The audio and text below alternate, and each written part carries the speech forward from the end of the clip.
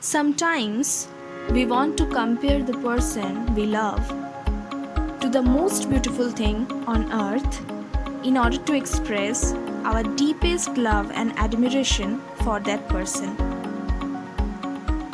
Let's see in Shakespeare's sonnet number 18 who is Shakespeare's favorite person and to which object he is comparing that person. Hello everyone, welcome to my channel. I hope you all are doing well. In this video, I will be talking about Shakespeare's sonnet number 18, Shall I Compare Thee to a Summer's Day? I will provide all the notes on the screen as well. I have divided this video into 5 parts.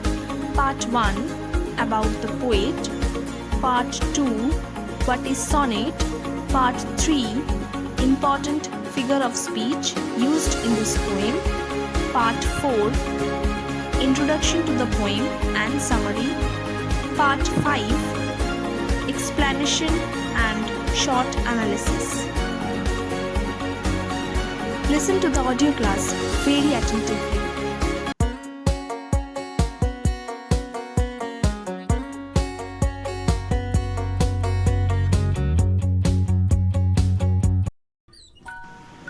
Part 1 about the poet.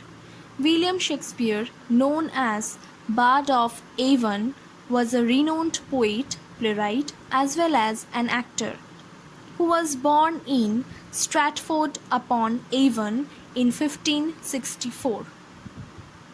He has contributed to the field of English literature with his 37 plays, 154 sonnets, along with 5 other poems. Many of his greatest plays were staged in the Elizabethan theatre when he was alive. Some of his great plays are Macbeth, King Lear, Twelfth Night, Hamlet, As You Like It, out of which you have already studied in your previous class from the book Tales from Shakespeare. In his entire lifetime, Shakespeare wrote total 154 sonnets, out of which first 126 sonnets seemed to be addressed to a fair youth, a mysterious young man, and 127 to 154 sonnets are addressed to a dark lady. Shakespeare's sonnets were not meant to be published when he wrote it. He wanted to keep it private. But after his death, his sonnets were collected and published by Thomas Thorpe. This great poet breathed his last on 23rd of April in 1616.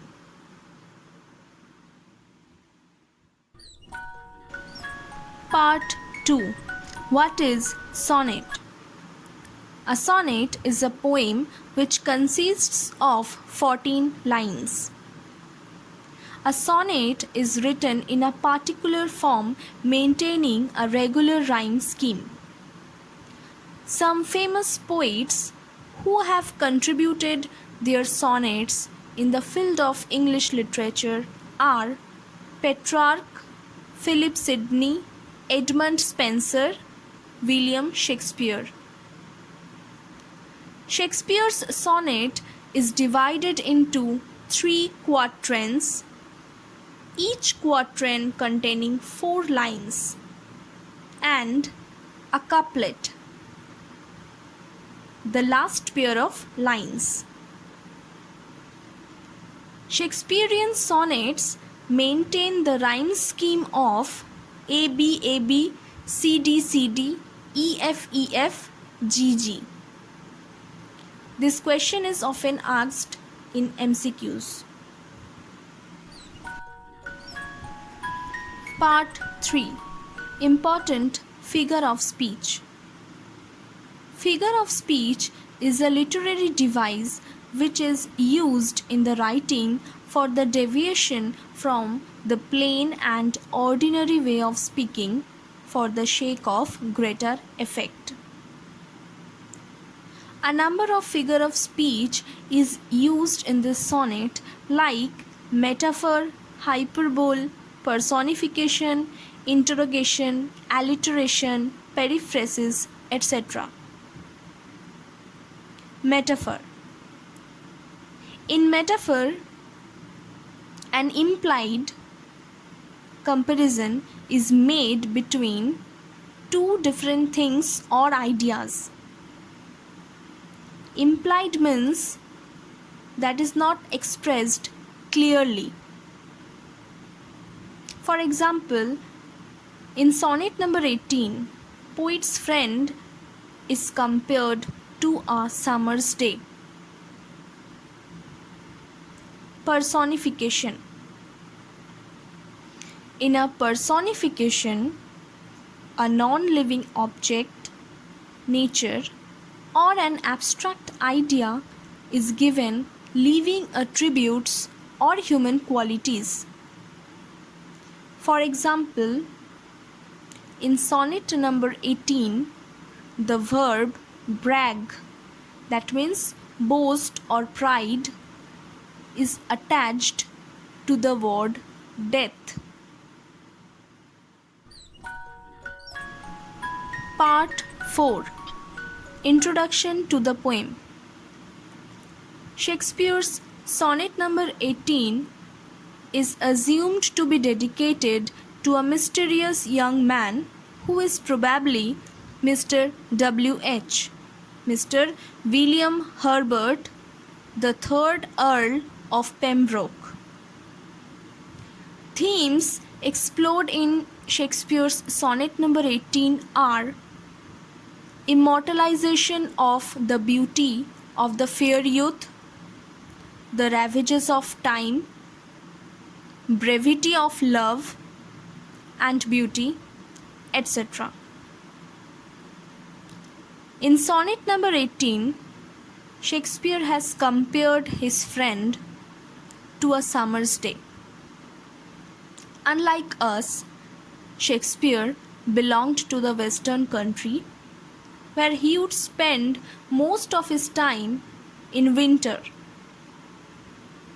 In his country, summer season arrives for a very short period of time.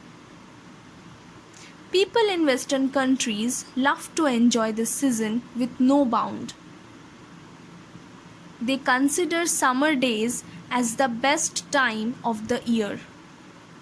So, Shakespeare has picked up this comparison to heighten the beauty and the youth of his friend. Summary or substance of the poem. In the very beginning of sonnet number 18, Shakespeare raises the question if he can compare the beauty of his friend to the beauty of a summer's day. But soon he realizes that summer days, though lovely, are temporary in nature and sometimes disturbed by natural phenomena. Rough winds destroy the beautiful birds of May, which would blossom into flower. Moreover, summer days are short-lived. Sometimes the sun shines too hot and sometimes its brightness is dimmed because of the presence of the cloud. But the beauty of the poet's friend does not undergo such changes. The poet admits that every beautiful thing loses its beauty with the passage of time, sooner or later, whereas the pleasant moments of a summer day are short-lived. The beauty of the poet's friend is permanent. Even the death will fail to grab him into its shade. Thus, through the poet's eternal lines, his friend's beauty and worth will become immortal. Part 5. Explanation to the poem. First quatrain, line number 1. Shall I compare thee to a summer's day?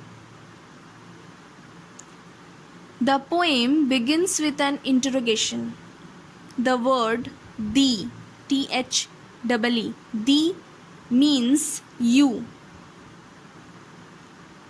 William Shakespeare wants to compare his friend's beauty to the beauty of a summer's day, because summer season is greatly appreciated in the European countries for its warmth and beauty.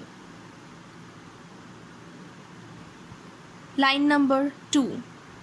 Thou art more lovely and more temperate. Here thou, T-H-O-U, thou means you and art means are. These are poetic language. While comparing his friend to a summer's day, the poet finds that his friend is more beautiful and more moderate. Here temperate means not excess, which is balanced or moderate. Line number 3. Rough winds do shake the darling birds of May. That means, in the third line, the poet is revealing the drawbacks of the summer season. He says, in summertime, rough winds shake off the beautiful birds of May that would blossom into flowers. Line number 4. And summer's lease hath all too short a date. Lease, L-E-A-S-E, lease is a legal term. It suggests a contract or an agreement. By the phrase summer's lease, the poet means the span of time granted to summer. He has stated that summer time is very short in span. Second quatrain, line number 5. Sometime too hot the eye of heaven shines. The image eye of heaven refers to the sun. Poet says that sometimes the sun shines very brightly and the weather becomes very hot. Line number 6.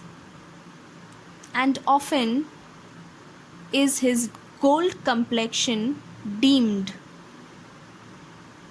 Here, his gold complexion means brightness and the blaze of the sun.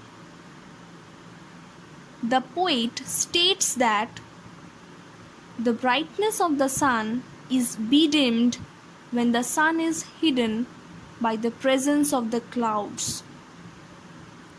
The phrase his gold complexion is an example of personification. Line number 7. And every fair from fair sometime declines.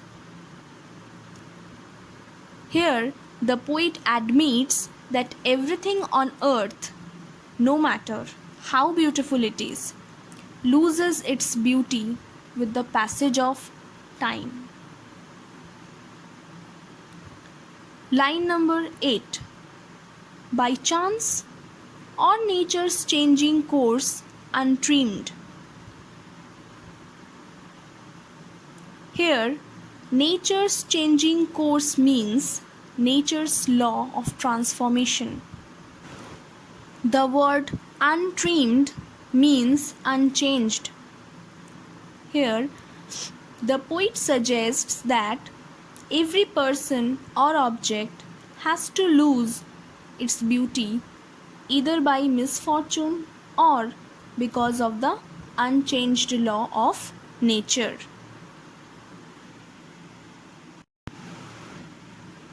Third quatrain, line number 9. But thy eternal summer shall not fade. Here thy, thy refers to your, and eternal summer suggests the everlasting youth. The poet assures that the summer, that is the youthful beauty, in his friend would never fade because the poet immortalizes his friend through his verses. Line number 10. Nor lose possession of that fair thou owest. The poet suggests that his friend will not lose possession of his beauty. His friend will retain his beauty against the ravages of time. Line number 11. Nor shall death brag thou wanderest in his shade. Brag, B-R-A-G. Brag means boast.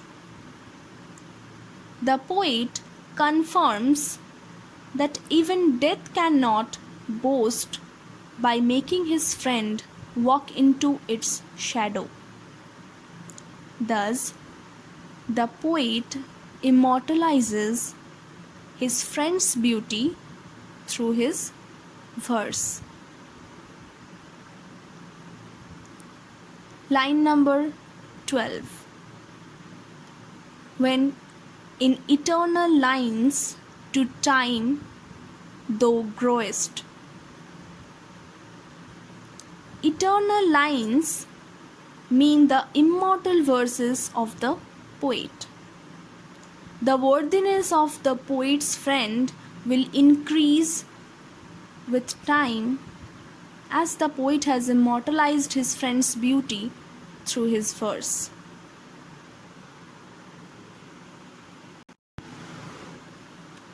Explanation to the couplet, the last pair of lines. Line number 13. So long as men can breathe or eyes can see. The poet means that as long as human beings exist, they will read this sonnet. Thus, his friend will be immortalized through this sonnet. Line number 14. So long leaves this, and this gives life to thee. Here this means sonnet number 18, and thee means T-H-E-E, thee means you. The poet ends with an assertion that as long as men will read this sonnet, this will help to immortalize the beauty and youth of the poet's friend.